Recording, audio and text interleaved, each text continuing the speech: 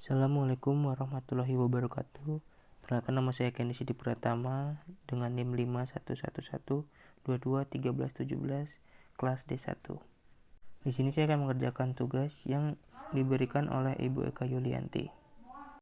Di sini saya akan menjelaskan penjelasan produk bersama dan produk cacat.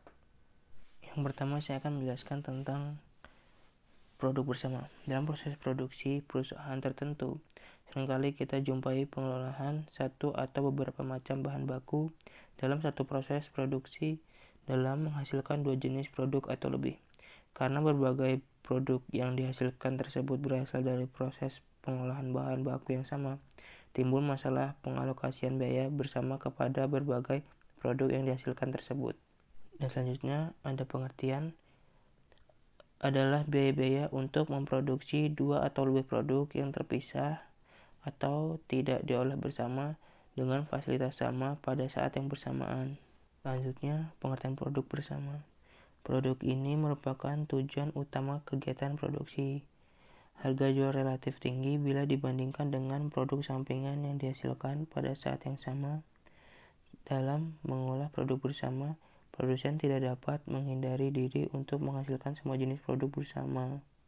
Dalam materi produk bersama, di sini saya akan menjelaskan dan menggunakan metode nilai jual relatif. Dan nilai jual relatif juga ada beberapa unsur. Yang pertama, dasar pemikiran metode ini adalah bahwa harga jual suatu produk merupakan perwujudan biaya-biaya yang dikeluarkan dalam mengelola produk tersebut. Yang kedua, jika salah satu produk terjual lebih tinggi daripada produk yang lain, hal ini karena biaya yang dikeluarkan untuk produk tersebut lebih banyak bila dibandingkan dengan produk yang lain. Yang ketiga, oleh karena itu, menurut metode ini, cara yang logis untuk mengalokasikan biaya bersama adalah berdasarkan pada nilai jual relatif masing-masing produk bersama yang dihasilkan. Dan untuk selanjutnya, kita langsung ke contoh kasus nilai jual relatif. Di soal ini, misalkan biaya bersama selama satu periode akuntansi berjumlah 3 juta. Produk A setelah terpisah dari produk B memerlukan biaya tambahan atau dalam kurung variable cost sebesar 100 per kilo. Harga jual per kilo dan jumlah produk yang diproduksi selama periode akuntansi tampak dalam tabel berikut. Yang pertama, dalam tabel pertama ini ada produk bersama A dan B. Untuk harga jual per kilo A ada 400, untuk harga jual per kilo B ada 250. Biaya pengolahan per kilo saat terpisah. Itu untuk A ada 100 dan untuk B itu tidak ada.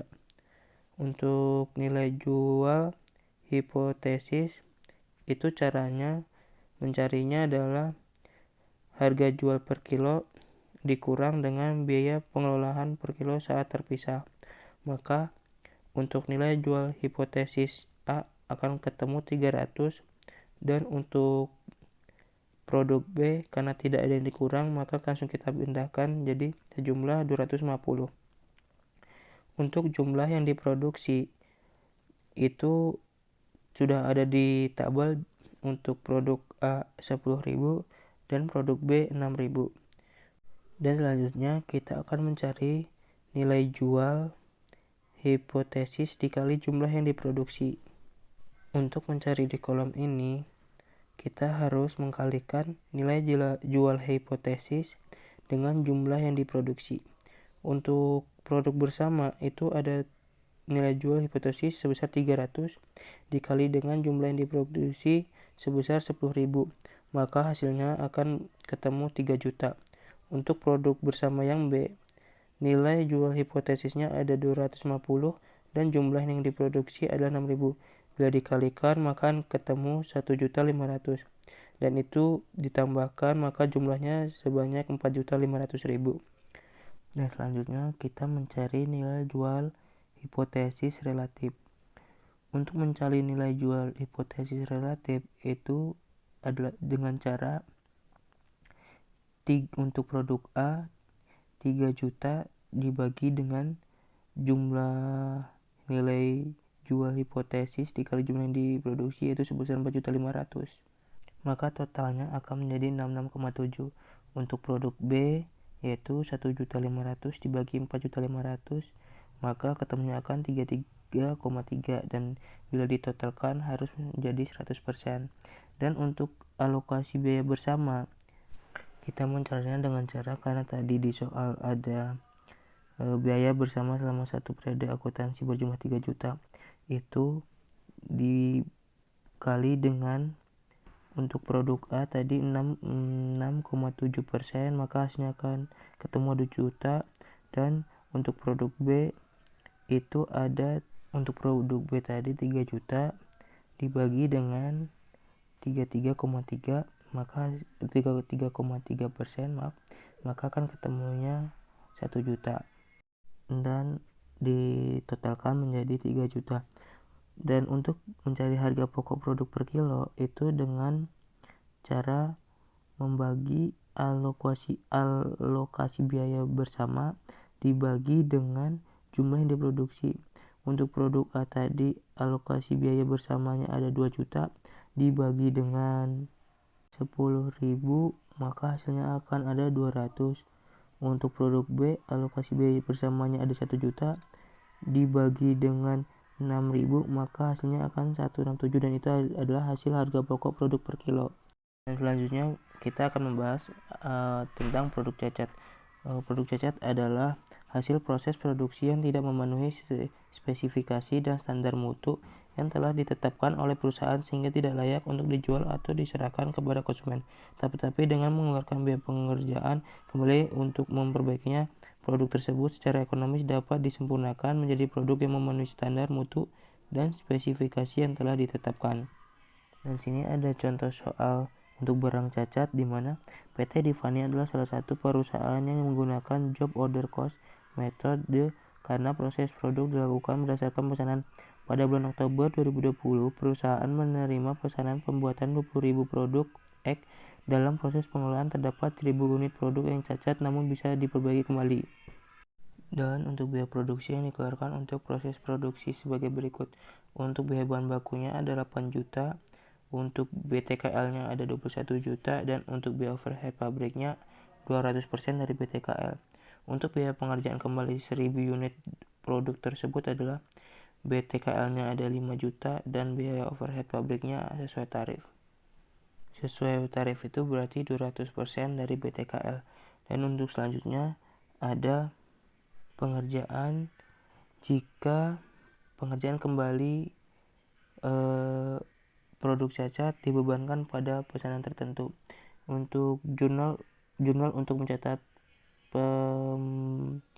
bebanan biaya produksi ada BDP BBB sebesar 8 juta di debit dan persediaan bahan baku di kredit 8 juta. Untuk BDP BTKL ada 21 juta di kredit, dan beban gaji dan upah ada 21 juta di kredit. Dan BDP untuk BDP BOP di debit ada 42 juta, dan BOP dibebankan ada 40 juta. Dan untuk jurnal untuk mencatat biaya pengerjaan kembali yaitu ada BDP PTKL di debit 5 juta, di beban gaji dan upah di kredit 5 juta, BDP BOP 10 juta di debit, BOP dibebankan ada 10 juta di kredit. Dan ini ada jumlah untuk mencatat persediaan produk selesai. Di persediaan produk selesai di debit sebanyak 86 juta, dan BDP BBB ada sebesar 8, itu di kredit ada sebesar 8 juta. BDP PTKL itu di kredit sebesar 26 juta, yang harusnya bila tidak rusak kita hanya mengeluarkan 21 juta. Dan untuk BDP BOP di kredit ada 52 juta, yang seharusnya kalau tidak ada yang rusak kita hanya mengeluarkan sebesar 42 juta saja. Dan selanjutnya kemungkinan yang kedua yaitu dibebankan pada seluruh produk. Untuk BDP BBB-nya ada 8 juta di debit, persediaan bahan bakunya 8 juta di kredit, BDP BTKL-nya 21 juta di debit, beban gaji dan upah itu di kredit ada 21 juta, BDP BOP-nya 40 juta di debit, BDP dibebankan 40 juta di kredit. Dan selanjutnya ada jumlah untuk mendapatkan biaya pengerjaan kembali. untuk beban gaji dan upah itu ada 5 juta di kredit dan BOP dibebankan ada 10 juta di kredit dan debitnya ada di BOP sesungguhnya. Dan selanjutnya ada jumlah untuk mencatat persediaan produk selesai.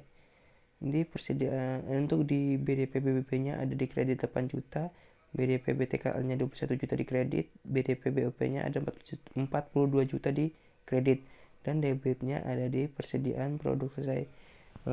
Dan mungkin cukup sekian untuk pembahasan materi untuk barang cacat dan terima kasih. Sekian, wassalamualaikum warahmatullahi wabarakatuh.